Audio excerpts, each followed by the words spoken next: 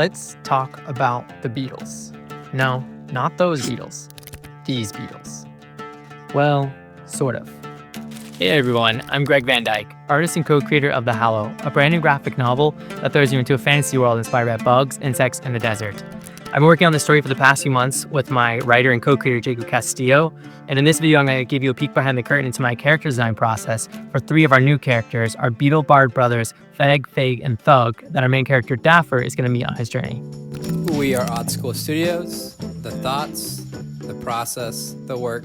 This is our inner world. The beetle-like creatures stare down at him. Their eyes are large, pudgy orbs, open a little bit too wide, giving them an uneasy, almost fish-like appearance. Their bodies are black with a subtle quality that feels more aquatic than terrestrial. Despite this, they come across as slightly cartoonish, strangely cute. Their bodies are small and circular. They don't wear much in terms of clothing. Instead, their natural armor functions as both protection and identity. These creatures, known as the Beetles, have always been nomads of the world, drifters guided by music. They had traveled far and wide across many lands. Right from the start, we knew we wanted the Beetles to look distinct from the ants, but still, they needed to look like they fit in the same world. I also came into these designs with a much clearer goal for the shape language I wanted to achieve. Round, funny, a little cute, but still believable that they could be intimidating if they needed to be. My goal for each character throughout this entire book has been for them to all feel human enough to be relatable, but still have enough features reminiscent of the bugs that I'm basing them on to be unique and interesting. Rather than simply being talking beetles or talking ants in the case of our initial characters that we saw in the first 34 pages so far, I've taken a more bug-inspired approach, almost like creating new fantasy races using these various bugs to drive my design language. While I know a lot of people prefer starting character designs with a silhouette or full body, and some may even consider this to be the best practice for character design, my preference has always been to design the head and bust first. There's something about nailing down the face that helps me understand the personality of the characters and makes it much easier for me to nail down the feeling of the final design. Before I started designing the Beetles, Jacob had sent me this image of a click beetle face that we both really loved and became my main jumping off point for these characters. I really tried pushing the eyes much wider than our other characters, as well as making them quite a bit larger so that they felt more like they bulged out of the head and emphasized some of the quirks of these characters. One of the main differences that I leaned into for the Beetles is the placement of their antennae. From researching and looking at a ton of images of beetle faces, I noticed that their antennae seem to sit primarily below the eyes, unlike some of the other bugs that we've used in this book, like ants or praying mantises, which their antennae tend to sit either between the eyes or above the eyes. I also added some sparse hair sticking out of the edges of the head to allude to the fact that many of these beetles often have small, fine hairs covering their carapace. Once I had 4 beetle heads that I felt good about, I sent them over to Jacob to see what he thought.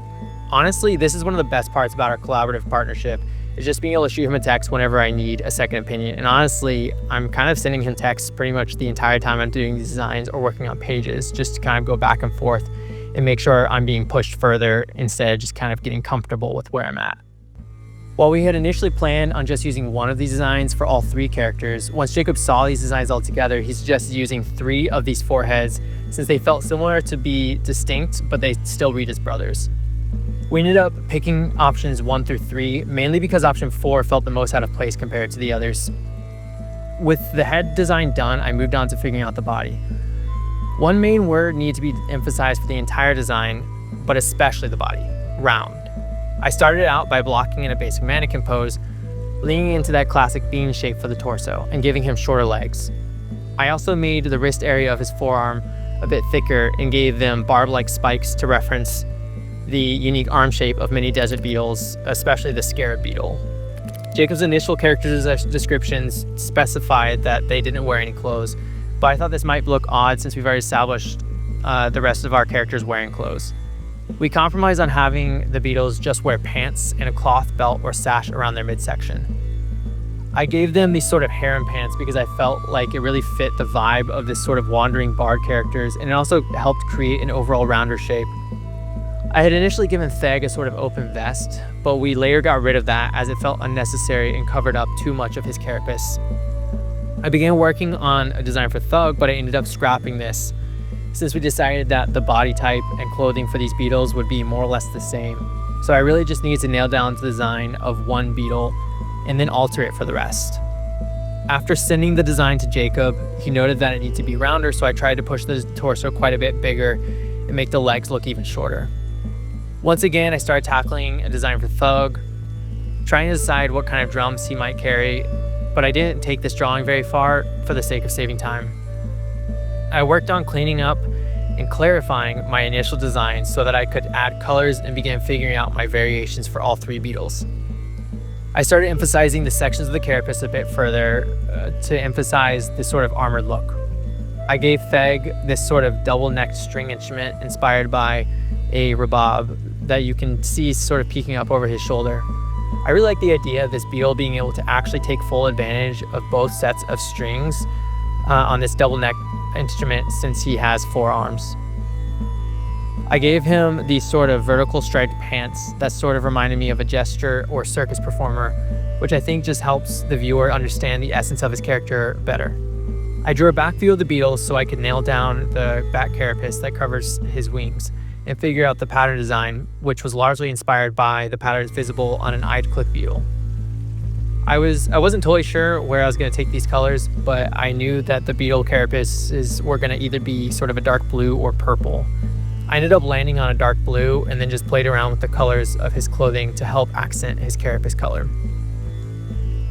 Once I had the basic colors down, I blocked in more pattern shapes for his face and torso with a sort of cream color. I also used a sort of lighter cream color on his instrument because I like the idea that maybe these beetles carve their instruments out of bones that they found in the desert.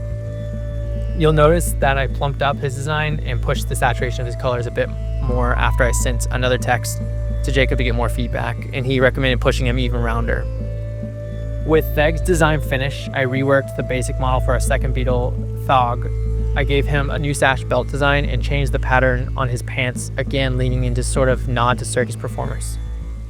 I also changed the pattern of his back carapace and changed the double-necked string instrument to a sort of pipe instrument inspired by a mizwad. I may end up changing how he carries the instrument once I start putting him in pages, but this gets me enough information to start drawing pages. I repeated the process for our third and final beetle, Thug, changing the patterns, tweaking his clothing, and swapping the instrument to his drums. I really like the look of the drum over his back since it sort of reminds me of Gaara from Naruto. I haven't really watched a ton of Naruto, but the little bit I have seen with Gaara in it, he always really stood out to me, and I've always really latched onto him as a character, so it was kind of fun to reference him. With the designs done, I went to block in some basic shadows to help better understand the dimensions and volume of these characters. If I were designing these characters for someone else, or if they were going to be modeled in 3D or animated, I would of course need to take the designs quite a bit further, but for my purposes, this gives me enough information to put them in panels and keep them relatively consistent. I think that's really one of the biggest differences in sort of doing comic character design versus doing it for anything else is ultimately you really just need enough information that you can visualize these characters for panels. And then a lot of times, at least for me, I end up sort of making some changes along the way as sometimes I'll realize things work better once I actually start putting them in panels, or maybe certain things about how I design their characters aren't working the way I thought they would. Now, you might be thinking to yourself, shouldn't there be 4 Beetles? Is 3 really enough for a band? That's a story for another time. Thanks so much for watching, and make sure to subscribe to stay up to date with all things the Hallow. Oh, and comment your favorite Beatles song down below. See you next time.